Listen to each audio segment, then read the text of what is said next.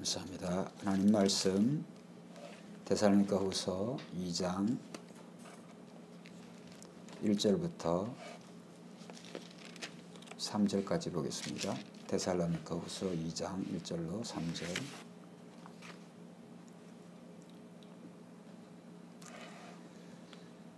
형제들아, 우리가 너희에게 구하는 것은 우리 주 예수 그리스도의 강림하심과 우리가 그 앞에 모임에 관하여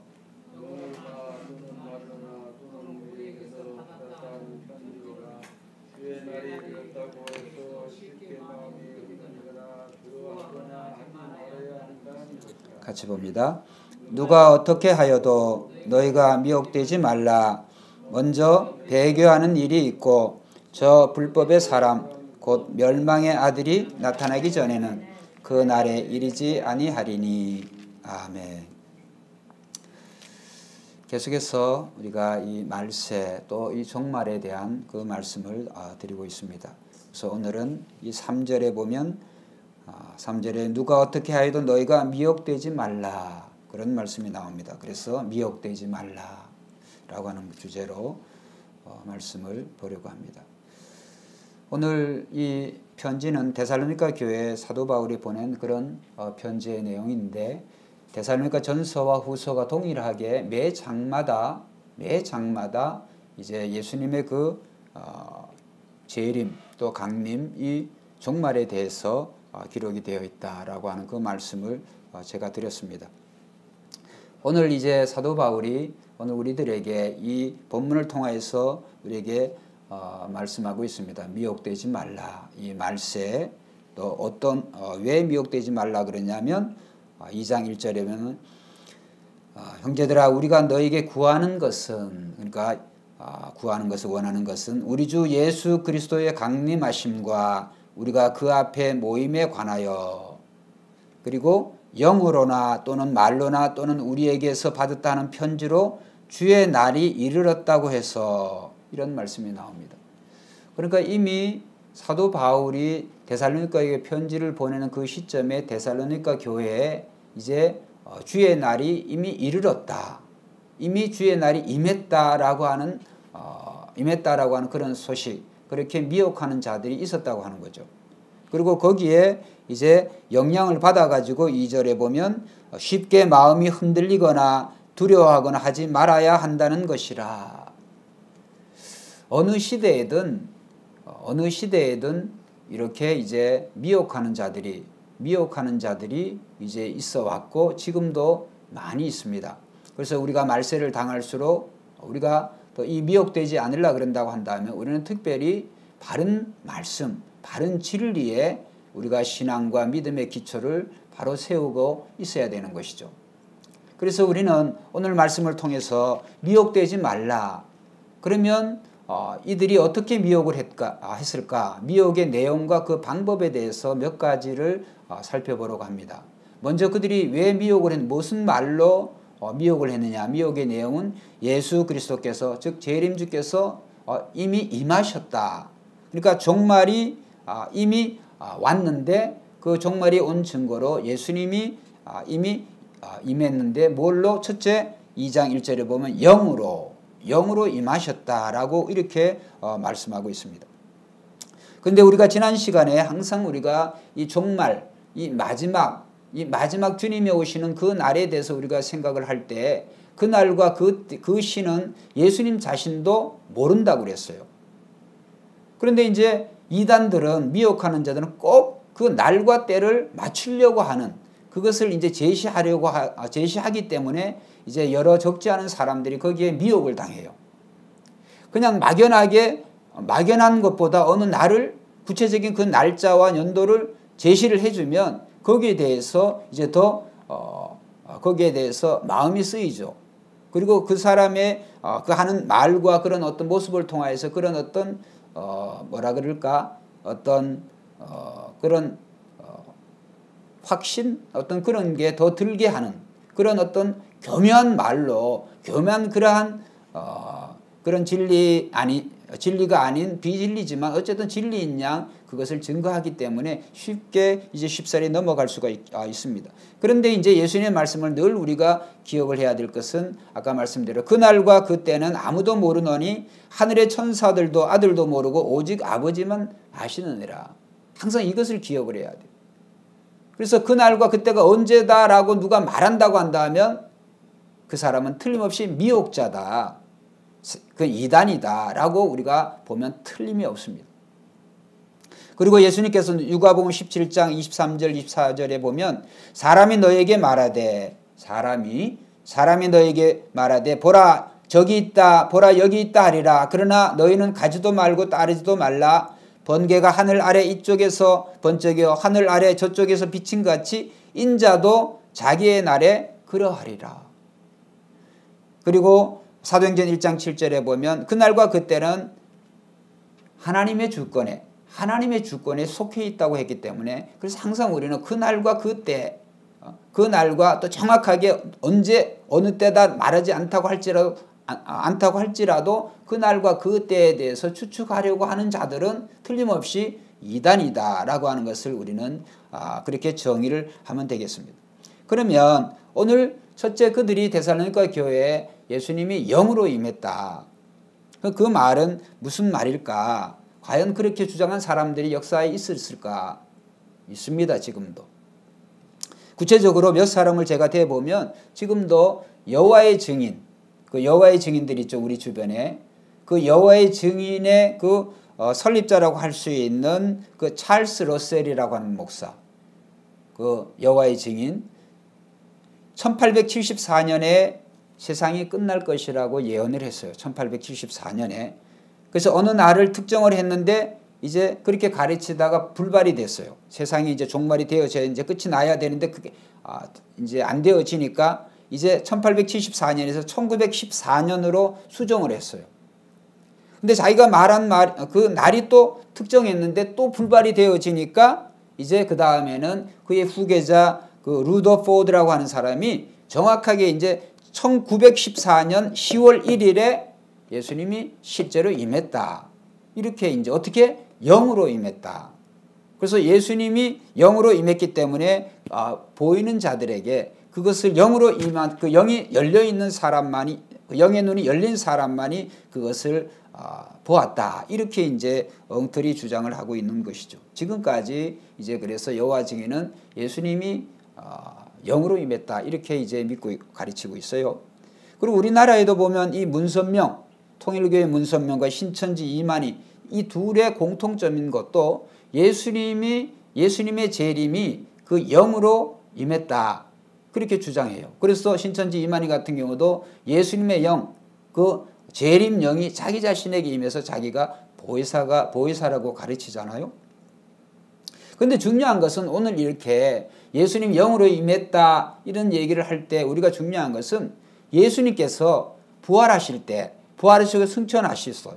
승천하실 때 예수님이 영으로만 계셨던 것이 아니라 예수님이 육체로 계셨다고 하는 그것을 많은 증인들에게 어떨 때는 500명의 사람에게 일시에 예수님께서 그 육체로 살아나시고 그 다음에 예수님께서 그 육체로 음식을 친히 잡수시고 우리와 똑같이 영으로가 아니라 그 다음에 예수님께서 제자들이 보는 가운데서 육체로 승천하신 줄로 믿습니다. 그래서 사도행전 1장에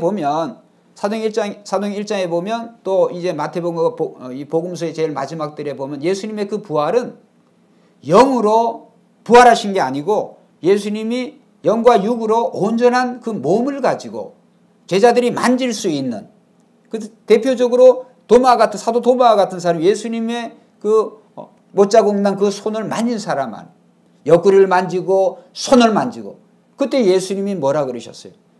너는 나를 본 거로 믿느냐? 보지 않고 믿는 자가 더욱더 복되다. 이렇게 말씀하셨어요.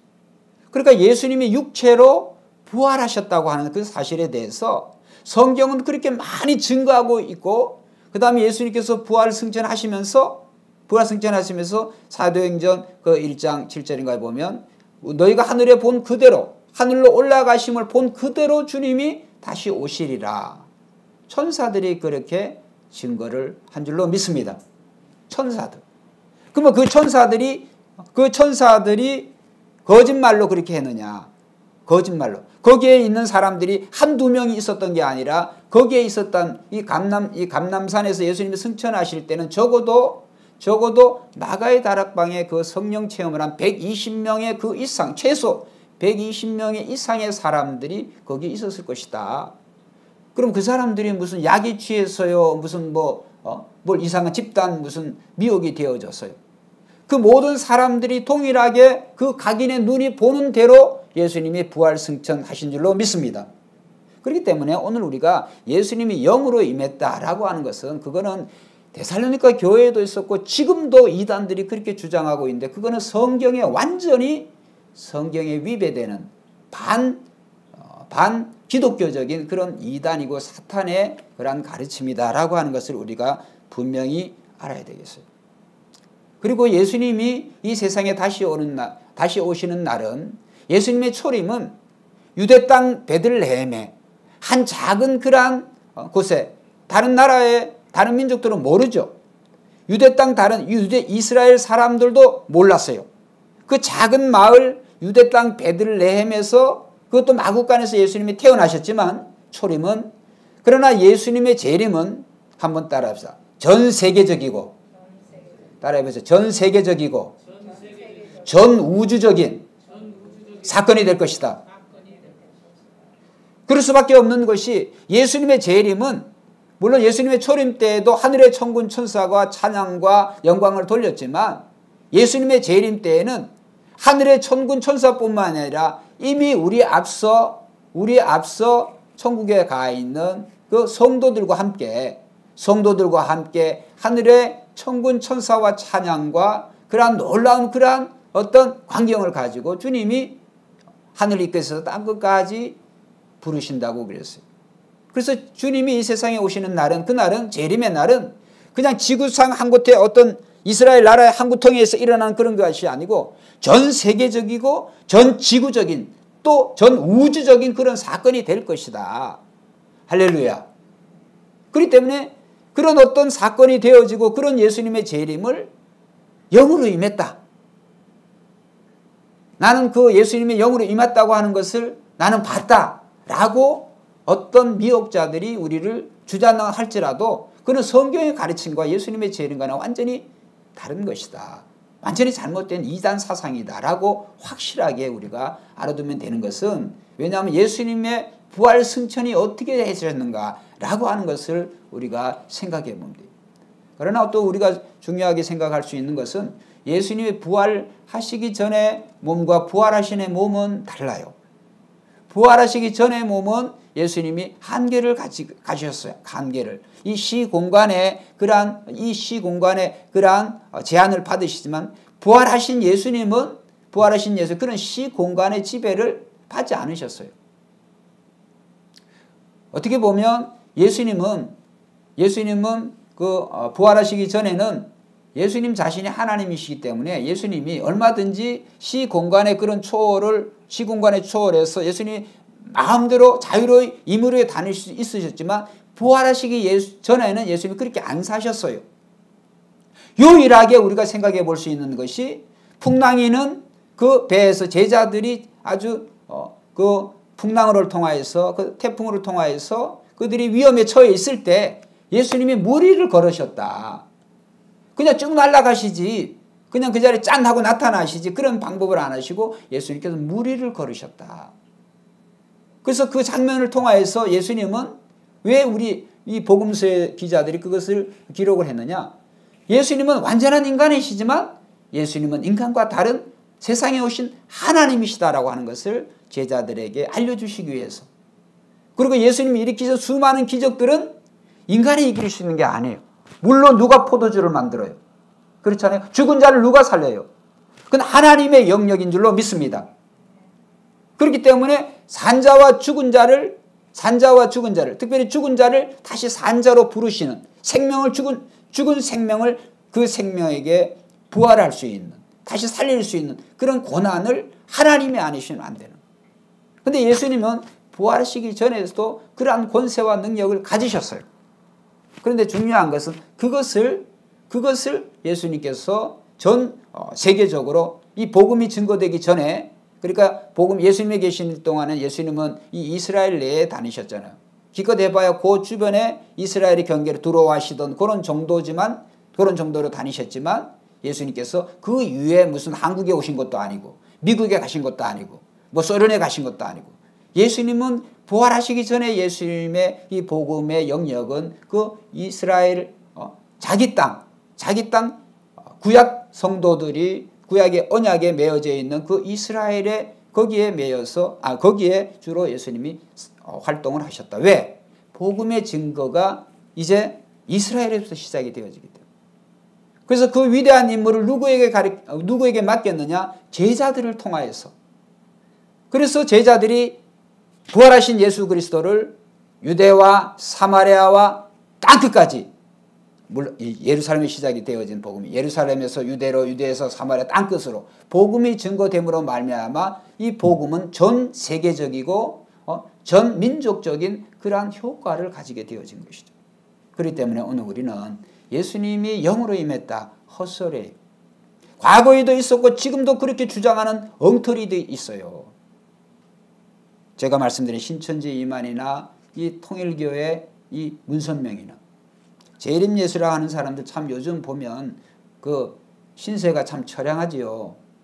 통일교 같은 경우는 그 아주 그 집안이 그 문선명 씨가 아내를 여러 둬 가지고 집에 아주 이제 콩가루 집안이죠. 그 재산권 때문에 요즘 그러고 있고, 신천지 이만희 씨도 이제 감옥에 곧 이제 들어갈 거고, 재림예수라고 하는 사람들이.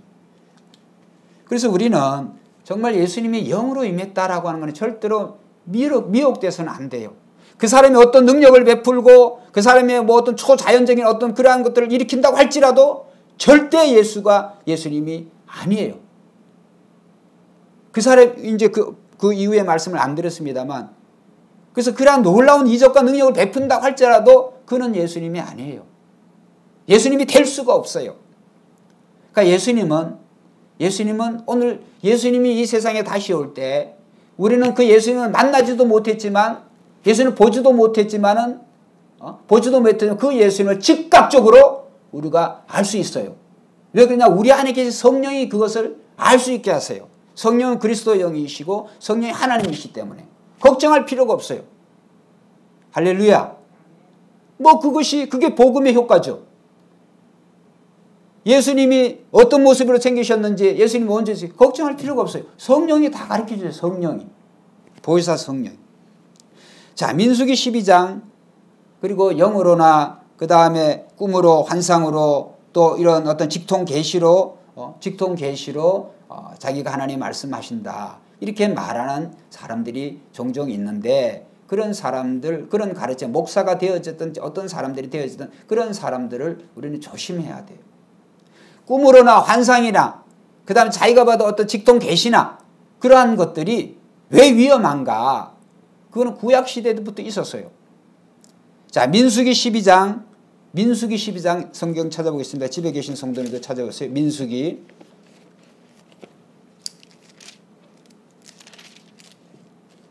12장 1절부터 9절까지 교독해 봅시다. 민수기 12장 1절부터 9절.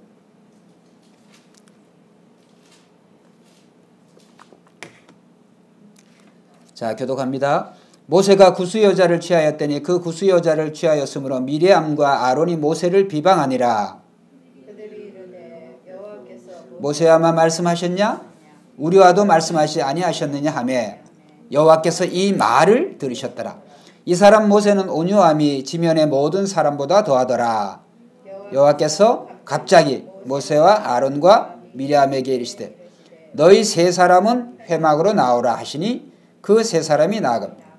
5절 여호와께서 구름 기둥 가운데로부터 강림하사 장막문에 서시고 아론과 미리암을 부르시는지라. 그 두 사람이 나아가매 내 말을 들으라. 너희 중에 선지자가 있으면 나 여호와가 환상으로 나를 그에게 알리기도 하고 꿈으로 그와 말하기도 하거니와 내 종 모세와는 그렇지 아니하니 그는 내 온 집에 충성함이니라. 그와는 내가 대면하여 명백히 말하고 은밀한 말로 하지 아니하며 그는 또 여호와의 형상을 보거늘 너희가 어찌하여 내 종 모세 비방하기를 두려워하지 아니하느냐. 9절 여호와께서 그들을 향하여 진노하시고 떠나시매. 자, 이 말씀을 왜 읽었냐면 모세 시대에도 이 모세의 형과 누나 이 아론과 미리암도 하나님부터 계시를 받았어요. 그들은 선지자예요. 어떻게? 꿈으로, 환상으로 하나님이 그들에게 말씀하신 거예요. 그래서 이제 그들이 하나님이 모세야만 하나님이 말씀하시냐. 우리와도 말씀하셨다. 그래서 이제 모세가 모세의 지도력에 대해서 반기를 들은 거죠. 그때 하나님께서 그 세 사람을 아론과 미리암 그리고 모세 이 세 사람을 하나님 부르시고 그 다음에 이 두 사람 아론과 이 미리암에게 하나님이 하신 말씀이 우리가 읽은 이 말씀이에요. 그럼 모세는 누구냐? 모세는 너희는 꿈으로 그냥 꿈으로 환상으로 이렇게 하나님께서 교제를 했다는 거죠. 그런데 내 종 모세는 너희와는 달라 얼굴과 얼굴을 맞대고 직접적으로 하나님이 말씀하셨다. 그러니까 여러분 직접적으로 하나님 말씀하신 거하고 꿈으로 환상으로 그런 말로 부분적인 그런 말로 그러니까 그것을 오늘 본문 말씀에 보면 몇 장을 읽었죠? 12장. 이게 또 넘어가가지고. 자, 8절에 보면 그와는 내가 대면하여 한번 따라합시다. 명백히 말하고 은밀한 말로 하지 아니하며. 미리암과 아론이 하나님을 대한 것은 은밀한 말에 속하는 거예요. 은밀한 말에. 그런데 모세와의 하나님과의 관계 내가 대면해서 한번 따라서 명백히 말하고 은밀한 게 아니고 불완전하지 않아 부분적인 것이 아니라 명백하게 말했다는 거예요. 여러분 어떤 계시가 더 확실한 계시예요? 모세가 받은 계시가 모세는 직접적으로 하나님께서 모세의 대면 얼굴과 얼굴을 보고 그 다음 하나님 형상을 본 사람이다. 하나님 이거는 모세의 얘기가 아니라 하나님 자신의 말씀이에요. 그러면 이 모세는 결국에 누구를 나타내느냐? 예수님을 나타내신 줄로 믿습니다. 예수님을. 그래서 이 신약시대 지금 시대에도 내가 꿈을 꿨고 환상을 보고 예수님이 나에게 이런 말씀을 하셨다고 하는 사람들이 많이 있어요. 여러분 우리 주변에 그런 사람들이 많이 있지만 이러한 것도 물론 하나님께서 그런 부분적인 것으로도 말씀하시지만 지금은 모든 성경이 요한복음 그 21장 마지막에 보면 21장 28절에 거기에 보면 모든 성경이 나에 대해서 증거하는 것이라. 예수님에 대해서 증거하기 위해서는 뭐를 통해서 예수님이 증거되냐면 한번 따라봐. 성경을 통해서. 잘 들으세요. 성경을 통해서 우리는 예수님을 알아요. 성경을 통해서. 성경을 해석하는 사람들이 성경을 해석하면서도 자기 꿈 얘기하고 자기가 환상 얘기하고 자기가 받은 성경이 아닌 어떤 직통 어떤 그런 계시들을 얘기한다고 할지라도 그거는 성경 계시와는 비교를 할 수 없고 또 중요한 것은 그 모든 꿈이나 환상이나 이런 것들은 한번 따라 성경 계시에 진리의 말씀에 검증이 돼야 된다. 하나님의 말씀에 검증이 되어져야 돼요. 할렐루야. 꿈이나 환상이나 어떤 이야기를 들었다고 할지라도 그것이 하나님의 말씀에 비춰서 검증이 되어야 돼. 하나님 말씀에. 그리고 지금은 성경이 이미 닫혀졌어요. 하나님의 특별 계시인 이 성경이 이후에 이제 다릅니다만 다음 시간에 하나님의 특별 계시인 성경 66권으로 특별 계시가 닫혀졌어요. 그것 이후에 더 계시록에 나와 있는 대로 더하거나 빼는 자에게는 하나님의 저주가 임하는 거죠. 하나님의 심판이 있는 거죠. 더 뺄 수도 없고 더 할 수도 없어요. 하나님의 모든 말씀은 완벽한 줄로 믿습니다. 하나님의 모든 말씀이 완벽하다는 성경 말씀은 완벽한 거예요. 그래서 성경 말씀이나 말씀을 말씀으로 잘 해석하지. 내가 꿈을 꿨는데 하나님이 이렇게 말씀하셨어. 내가 환상을 봤는데 이렇게 되어졌어. 그거는 올바른 그러한 하나님의 계시의 방법이 아니에요. 자, 그러면 그것이 목사님이 그냥 어떻게 그렇게 목사님 주장일 수가 있죠. 물론 우리 성도는 그런 사람 한 사람도 없겠습니다만 본문에도 그렇게 나와요. 자, 데살로니가 후서 다시 돌아갑시다. 데살로니가 후서 2장 자 10절부터 12절까지 한번 읽어봅시다. 오늘 본문의 10절부터 12절 아니 읽지는 않은데 시작. 불의의 모든 속임으로 멸망하는 자들에게 있으리니 이는 그들이 진리의 사랑을 받지 아니하여 구원함을 받지 못함이라. 여기 뭐 진리의 사랑이 나와요. 자 11절 이러므로 미혹의 역사를 그들에게 보내사 거짓 것을 믿게 하심은 왜 그러냐면 12절 시작. 진리를 믿지 않고 불의를 좋아하는 모든 자들로 하여금 심판을 받게 하려 함이라. 할렐루야. 본문에도 나와요. 본문에도. 꿈이나 환상이나 이런 모든 것들이 다 어디에 증거를 받아야 되고 검사를 받아야 되냐면 진리의 사랑. 그 진리는 성경 진리를 말씀하는 거. 할렐루야. 성경. 그래서 하나님의 모든 계시 가운데 이 특별 계시는 구원의 계시로서 구원에서 완전한 계시가 성경 계시예요. 성경을 제쳐놓고 내가 이런 꿈을 꿨는데 내가 41일을 뭐 금식했더니 이러고 저러고 뭐 어떻게 하나님 말씀하셨는데 뭐 다 헛소리들이에요. 그런 불완전하고 부분적인 그런 것에 귀 기울일 필요가 없어요. 우리는 언제나 성도는 구원받은 성도는 오늘 우리의 영은 하나님의 말씀 본문이 뭐라고 말씀했나 그 말씀에 우리가 귀를 기울이면 되는 거예요. 그래서 하나님 말씀을 사랑하지 못하고 그러니까 오늘 본문 말씀을 하면 진리의 사랑을 받지 않는 사람은 구원을 못 받아요. 진리의 사랑을 못 받은 사람 진리의 사랑을 받는다라고 하는 건 뭘까? 한번 따라해보자. 말씀이 믿어진다. 말씀이 믿어져 그냥. 구태여 꿈이나 환상이나 다른 목사나 그런 어떤 거짓 교사들의 그런 어떤 가르침이 없더라도 내 속에 계신 성령이 성경의 저자세요. 성경의 저자도 성령이시고 같은 성령이 그것을 깨닫게 하시기 때문에 믿어져. 할렐루야. 성경이 다 믿어지는데 구태여 뭐 꿈 쫓아다니고 환상 쫓아다니고 뭔 계시를 따라 이런 사람들은 다 진리의 사랑을 못 받은 사람이라. 본문에 나오잖아요. 본문에. 그것이 하나님께서 이 미리암과 아론에게 하신 말씀. 미리암과 아론에게. 그래서 오늘날 꿈이나 환상이나 어떤 특별한 음성으로 하나님의 계시를 받았다고 주장하는 이런 사람들이 있다고 한다면은 이 사람은 미혹하는 사람들이다. 그렇게 보면 틀림이 없습니다. 그래서 오늘 우리는 또 자 한번 찾아봅시다. 고린도전서 여기만 있는 게 아니에요. 이제 이후로도 이제 두 번째 미혹의 내용이 또 나오기 때문에 고린도전서 14장, 사도행전, 로마서. 그래서 우리는 성경을 보되 자세히 봐야 돼요. 그것이 이제 목사의 일이기도 하지만. 자, 제가 읽으려는 데만 읽으세요. 자, 고린도전서 14장 10절에서 12절까지 14장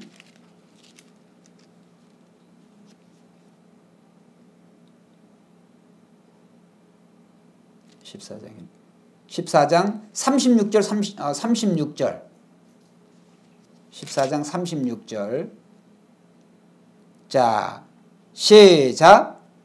하나님의 말씀이 또는 너희에게만 임한 것이냐. 자 37절 만일 누구든지 자기를 선지자나 혹은 신뢰한 자로 생각하거든 내가 너에게 편지한 이 글이 주의 명령인 줄 알라. 자 38절 만일 누구든지 알지 못하면 그는 알지 못한 자니라. 할렐루야. 사도 바울이 이 편지, 이 고린도전서 이 편지가 성경이잖아요. 성경. 그러니까 이 성경이 주의 명령인 줄을 알으라는 거예요. 이 편지가, 이 말씀이. 근데 우리가 이 성경 놔두고 다른 사람들 만일 누구든지 자기를 선지자나 혹은 신령한 자로 생각하거든 내가 너에게 편지하는 이 글이 주의 명령인 줄 알라. 이렇게 나와 있는데도 불구하고 엉터리로 가르치는 사람들이 있어요. 하나님의 말씀을 잘 가르치면 되지. 자기가 봐도 어떤 특별한 어떤 개인적인 그러한 어떤 경험이나 꿈이나 환상이나 이러한 것들. 그래서 오늘 우리는 이 말씀을 통하여서 그래서 교회는 진리의 기둥과 터라고 그랬어요. 교회가 할 일은 제일 중요한 것은 하나님의 말씀을 바로 가르치는 것이다. 그래서 견고한 교회, 견고한 믿음은 바른 진리, 성경의 진리 위에 기초가 서 있어야 돼요. 할렐루야. 자, 요즘에 저도 옛날에 데모 좀 했습니다. 근데 요즘에 세상을 보면서 그런 생각이 들어요. 뭐 친일, 친미 나누고 친북, 친중 나누고 이러한 분열, 또 하나님이 세우신 하나님께서 하나님 말씀에 하나님이 세우신 모든 그런 권위에 대해서 우리가 복종하라 그랬어요. 복종하라 그랬지 거기에 대해서 반기를 듣고 뭐 대통령 물러가라 무슨 뭐 누구 물러가라 이렇게 하나님 그걸 기뻐하실까? 예수님 시대도 있었어요. 왜? 예수님은 로마의 식민지 시대에 사셨기 때문에. 예수님이 보실 때 로마의 군인들이 이스라엘 자기 백성들을 이렇게 모든 게 늘 친절을 베풀고 사랑을 베풀고 이렇게 했겠어요? 예수님이 보실 때 그 시대에는 우리가 일본의 식민지 시대인 것처럼 로마의 압제 속에 있던 그러한 시대예요. 그런 시대에 예수님이 계시면서 예수님이 로마에 대해서 반기를 들고 데모를 일으키고 예수님이 그런 일을 하셨어요? 안 하셨어요? 안 하셨어요. 예수님이 계신 육체로 계신 시대도 그런 걸 안 했어요. 근데 요즘에 특별히 교회 다른 지도자들은 뭐 필요가 없죠. 교회의 지도자들이라고 하는 사람들이 뭐 공산주의니 친일이니 뭐니 빨갱이니 또 뭐 일본 압제비니 뭐니 해가지고 그런 말들을 하나님이 과연 그것을 기뻐하실까? 지도자로 세운 사람들을 그런 식으로 한다고 하는 건 그거는 성경의 가르침과 어긋나요. 유대 지도자들이 예수님을 넘어뜨리기 위해서 예수님 여러 가지를 시험을 했죠. 왜 그러냐면 예수님이 이 로마의 식민시대에 살기 때문에 지배당하는 그런 시대에 살기 때문에 이제 유대인들은 로마에도 세금을 내고 또 종교 세금도 내고 이스라엘 자기 국가에 대한 세금도 내야 되고 또 종교세도 내야 되고 여러 가지 2중 3중으로 세금에 대한 부담이 굉장히 많았거든요. 그래서 이제 예수님을 시험하는 자가 나와가지고 시험을 했잖아요. 예수님, 로마에게 세금을 바치는 것이 옳습니까? 바쳐야 됩니까? 말해야 됩니까? 이렇게 질문을 했잖아요. 예수님의 답변은 뭐라 그랬어요? 가이사의 것은 가이사에게, 하나님의 것은 하나님에게. 예수님 이렇게 말씀하셨죠. 어느 한쪽을 하지 말라. 이건 하고 이건 하지 말라. 이렇게 말씀하시지 않았어요. 예수님의 모든 말씀은 자신이 하신 말씀 그대로 하나님의 성경의 가르침대로 그대로 예수님은 하신 거예요. 예수님 뭐라 그러셨어요? 원수를 보복하라 그랬어요? 원수를 갚으라 그랬어요? 그렇지 않습니다. 대통령이 원수입니까? 저는 요즘에 이런 사태들을 보면서 특히 교회 지도자들이 앞장서 가지고 무슨 이런 거 보면 진짜 하나님이 안 기뻐하셔. 말씀이 그렇게 나오니까. 예수님도 안 그러셨는데 왜 이렇게 극렬하게 이상한 짓들을 할까? 성경에 그런 말씀이 없어요. 하나님이 세우신 지도자들에게 복종하라. 이런 생각이 들어요. 제가 말씀드렸잖아요. 저도 이 80학번이니까 저희 86세대이기 때문에 잘 몰라가지고 그때 많이 했어요.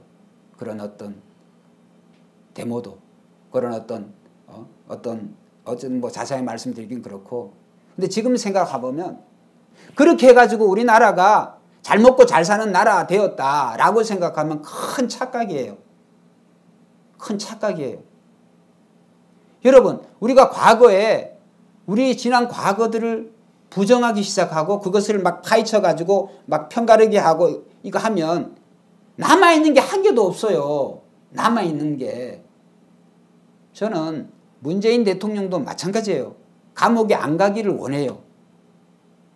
하나님이 세우신 지도자들이 우리나라 첫 번째 초대 대통령부터 지금까지 보면 다 그냥 공도 있을 텐데 과오만 자꾸 들춰내가지고 그죠? 부관 참시를 하는 거지.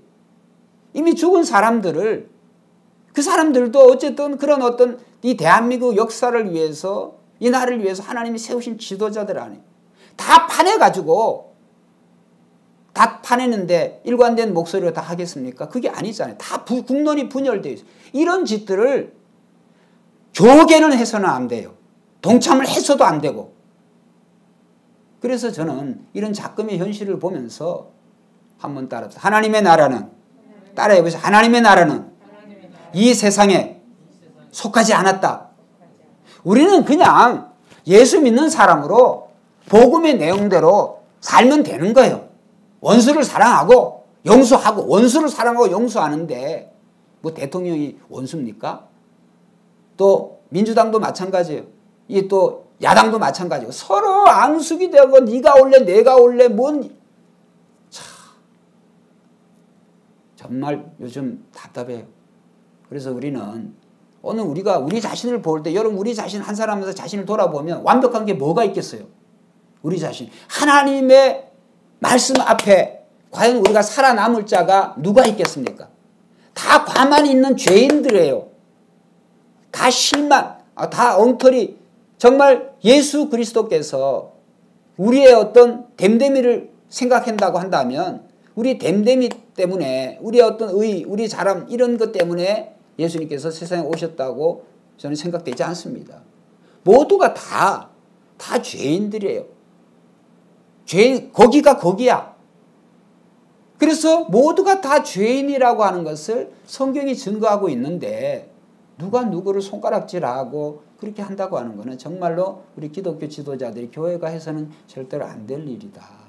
그런 생각이 듭니다. 우리는 하나님의 말씀이 뭐라 그랬어요? 말씀대로 살면 될 줄로 믿습니다. 말씀이 가는 곳에 그냥 말씀이 하라 그러면 하고 말씀이 쓰면 하지 말라 그러면 하지 말고 그러면 되는 거예요. 더 나아가서 교회가 거기에서 앞장서 가지고 뭘 예수 믿는 사람들이 예수 믿는 사람이 의로 와서 대한민국이 지금의 잘 먹고 잘 사는 나라가 되었다고는 전혀 생각이 안 듭니다. 저는. 한번 따라합시다. 모두가 하나님의 은혜다. 은혜 아니면 설명이 안 돼요. 근데 꼭 그것을 어떤 우리가 예수 믿는 사람들이 크리스찬들이 앞장서서 이렇게 했기 때문에 어떤 결과가 있다. 그거는 그런 면도 어기 하나 있을란 건 모르죠. 근데 그렇게 생각하면 하나님 기뻐하시지 않습니다. 우리가 아무리 무엇을 잘했다고 할지라도 나는 무익한 종입니다. 그렇게 하라고 예수님이 우리가 가르치셨어요. 나는 무익한 종입니다. 요즘 교계 모습이 무익한 종입니다. 그렇게 모습이 아니잖아요. 그래서 우리는 정말 이 말세를 맞이하여서 이 종말의 시대를 맞이하여서 우리는 예수 믿는 사람으로 해야 될 것을 묵묵하게 우리의 자리를 잘 지키면 되는 거예요. 오늘 밴드 여러분 보셨습니다만 제가 생각을 하고 기도하고 그 글을 썼어요. 다니엘은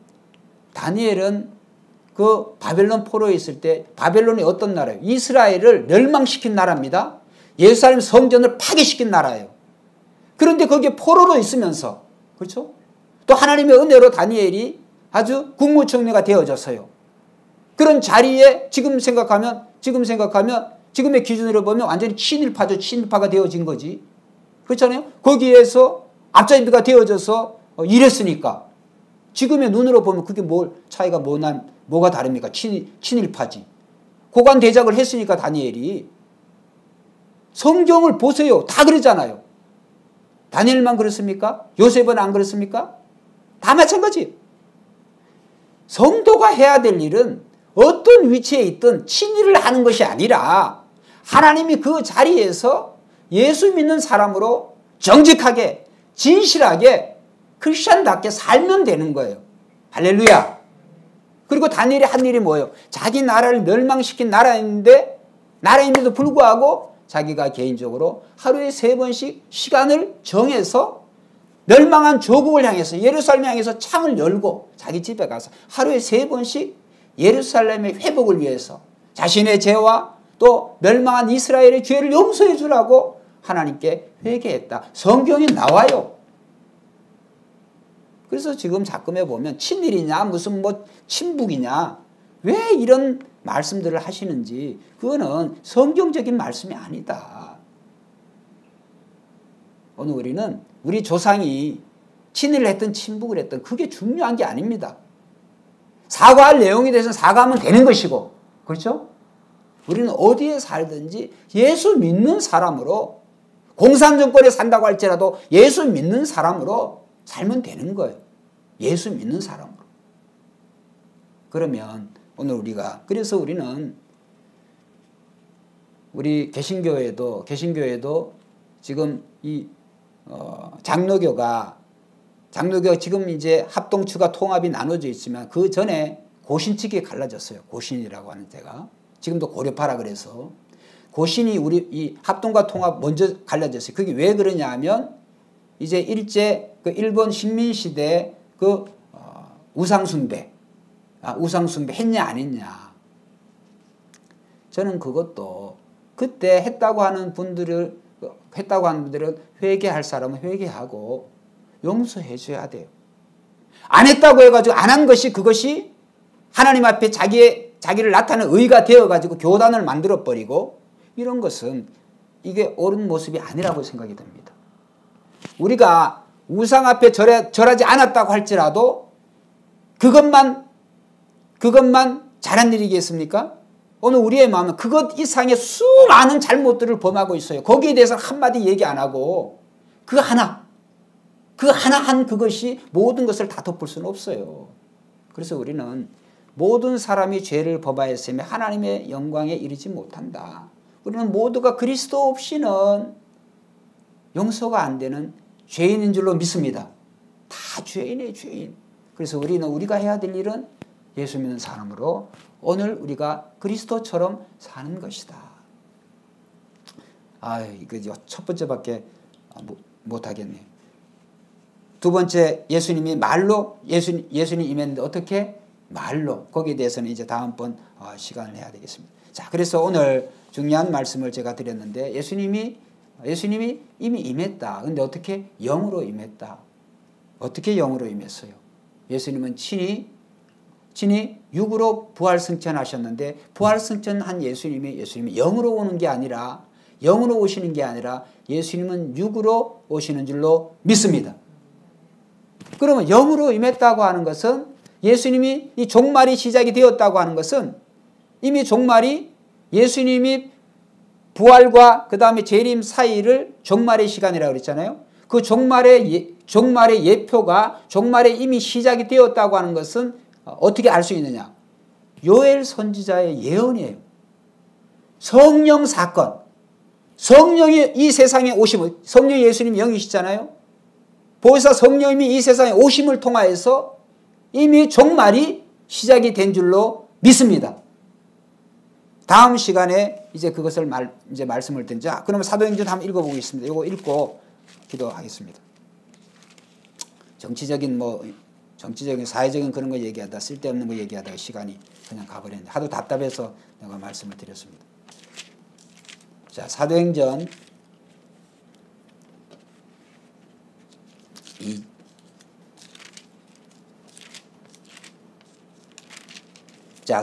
2장 14절부터 21절까지 한번 읽어보겠습니다. 이제 교독. 베드로가 11사도와 함께 서서 소리를 높여 이르되 유대인들과 예루살렘 살리는 모든 사람들아 이 일을 너희로 알게 할 것이니 내 말에 귀를 기울이라. 삼신이 생각과 같이 이 사람들이 취한 것이 아니라 이는 곧 선지자 요엘을 통하여 말씀하신 것이니 일렀으되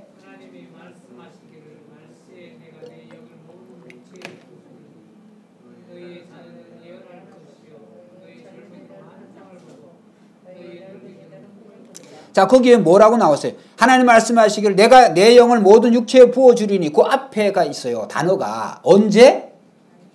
말세에 딱 나오잖아요.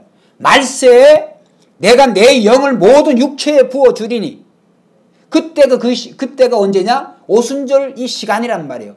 120명의 문도들이 성도들이 기도할 때 바로 이때가 요엘 선지자의 이 말세가 성취되는 시작이 되어진 이 예언이 성취가 되지는 그 날과 그 시간이라는 거예요. 그래서 성령이 임하시니까 성령의 증거로 그들이 외국어를 하게 된 거예요. 방언.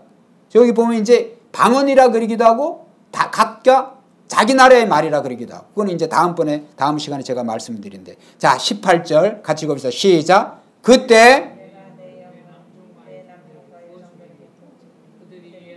그때는 오자 말세. 그 말세는 언제냐? 성령께서 강림하시는 그때 말세가 시작이 되어졌고 말세의 성취가 말세에 대한 예언과 성취가 요엘로 시작해서 바로 이 오순절 날 이 날이라 이거예요. 자 19절 그 다음에 또 이후에 또 내가 하늘에서는 기사를 아래로 땅에서는 징조를 베풀리니 곧 피와 불과 연기로다. 자 20절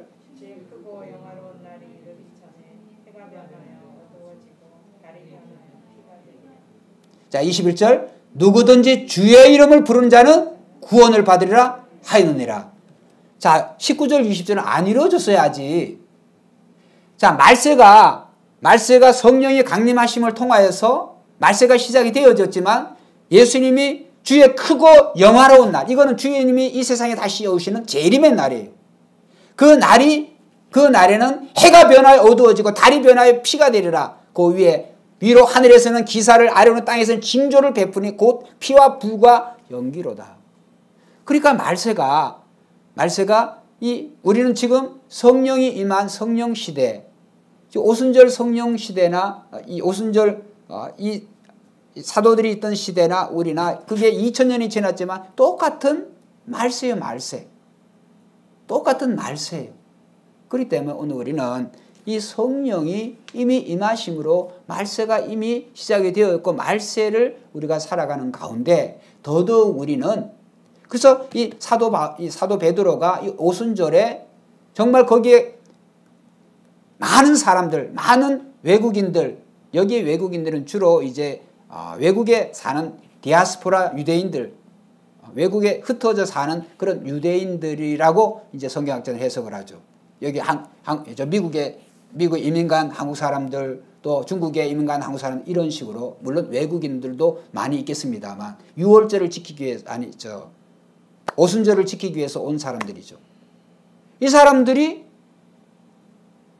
그 오순절을 지키기 위해서 왔는데 갑자기 이 예루살렘 거리에서 한 곳에서 120명의 사람들이 이상한 말이 막 터지는데 각자 나라의 말이 들리는 거예요. 미국 말로 들리고 미국 말로 들리고 일본 말로 들리고 한국 말로 들리고 예를 들면 그게 초문화적인 사건이 아니에요. 사람이 언어를 공부하지 않는데 어떻게 그 언어를 말합니까? 그것이 오순절의 방언이에요. 본문에 나와요. 각각 자기의 언어라고 여러 번 나와요.